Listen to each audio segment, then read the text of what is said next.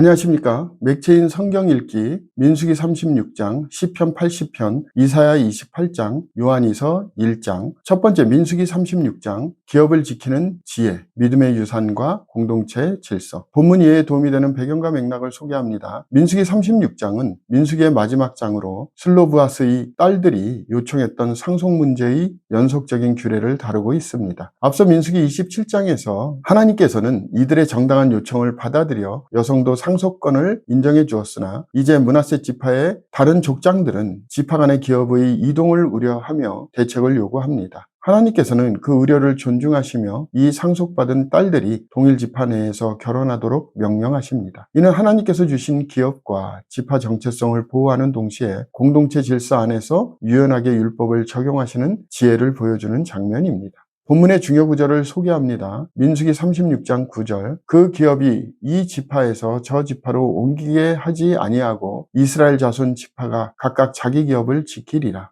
본문을 적용하는 데 도움이 되는 가이드라인입니다. 오늘날 우리는 주어진 삶의 영역과 신앙의 유산을 가볍게 여기기 쉬우나 하나님께서는 그분께서 맡기신 것을 지키는 것을 중요한 믿음의 자세로 여기십니다. 공동체 안에서의 조화와 정체성은 하나님의 질서를 존중할 때 더욱 견고해집니다. 맡은 것에 충성하는 삶이 곧 하나님의 뜻을 이루는 길임을 기억해야 합니다.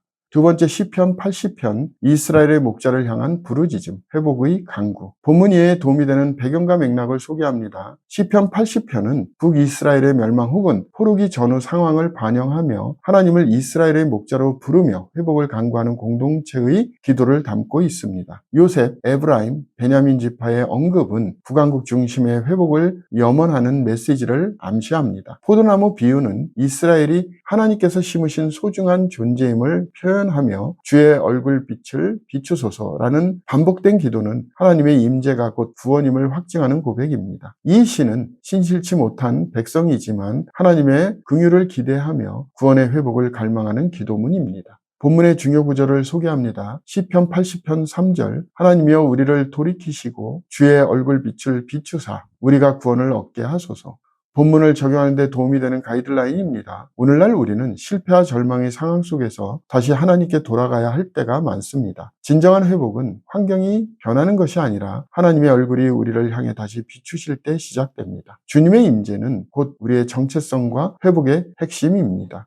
세 번째 이사야 28장, 두 왕국의 멸망과 하나님의 한돌, 말씀에 대한 반응의 결과. 본문 이해에 도움이 되는 배경과 맥락을 소개합니다. 이사야 28장은 에브라임의 교만과 멸망을 경고하며 시작되고 남유다 역시 하나님의 말씀을 경히 여기는 죄를 지적받습니다. 그들은 스스로 사망과 언약을 맺었다고 말하며 인간적인 안전망을 의지하였으나 하나님께서는 시온에 견고한 한도를 세우셨다고 선언하십니다. 이는 예수 그리스도를 예표하는 메시아적 예언으로 그분을 믿는 자는 결코 다급하게 되지 않을 것이라고 약속하십니다. 말씀에 대한 반응은 각 사람의 운명을 가르는 기준이 되며 이 장은 그 진리를 강하게 강조합니다. 본문의 중요 구절을 소개합니다. 이사야 28장 16절. 그러므로 주 여호와께서 이같이 이르시되 보라 내가 한 돌을 시온에 두어 기초를 삼았노니 곧 시험한 돌이요 귀하고 견고한 기초돌이라. 그것을 믿는 이는 다급하게 되지 아니하리로다. 본문을 적용하는 데 도움이 되는 가이드라인입니다. 오늘날 우리는 여러 가지 세상적 기반 위에 자신의 인생을 세우려 하지만 오직 예수 그리스도만이 흔들리지 않는 진정한 기초가 되십니다. 하나님의 말씀 앞에서 겸손히 반응하며 그리스도 안에 삶의 중심을 둘 때 참된 평안을 누릴 수 있습니다.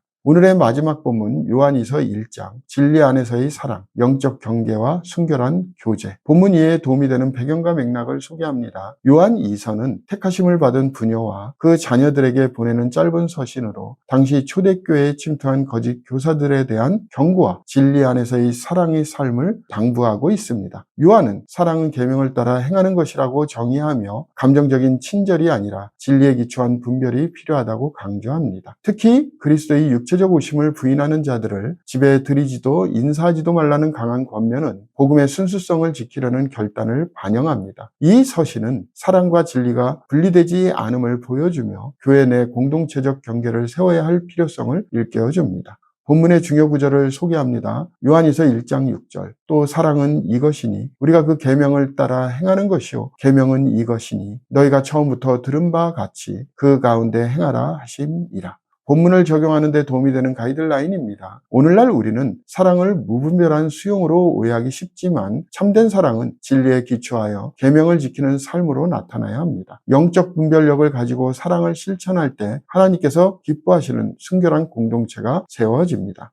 오늘 본문의 요한이서가 시작되므로 요한이서가 쓰여진 목적을 소개합니다. 요한이서는 초대교회 공동체에 스며든 영지주의 이단, 특히 예수 그리스도의 육체적 오심을 부정하는 거짓 교사들에 대한 분명한 경고와 교훈을 담고 있습니다. 사도 요한은 택하심을 받은 분열하는 은유를 통해 가정교회를 대표하여 진리 가운데 거하는 삶과 사랑의 실천을 권면하고 있습니다. 그는 진정한 사랑이란 계명을 따라 행하는 것이며 진리를 부인하는 자들과는 영적 교제를 삼가야 한다고 강조합니다. 단순한 환대가 복음을 훼손할 수 있다는 우려 아래 진리 중심의 분별과 행동을 요청하는 이 서신은 교회의 순결성과 교리의 일치를 수호하는 데 중점을 두고 있습니다. 또한 요한은 직접 얼굴을 마주하며 기쁨으로 교제하기를 원한다는 바람을 통해 진리 안에서 이루어지는 교회의 유기적 관계를 회복하려는 사도적 관심을 드러냅니다. 요한이서는 짧지만 강한 신학적 메시지를 통해 진리와 사랑이 함께 갈 수 있음을 강하게 선포하고 있습니다.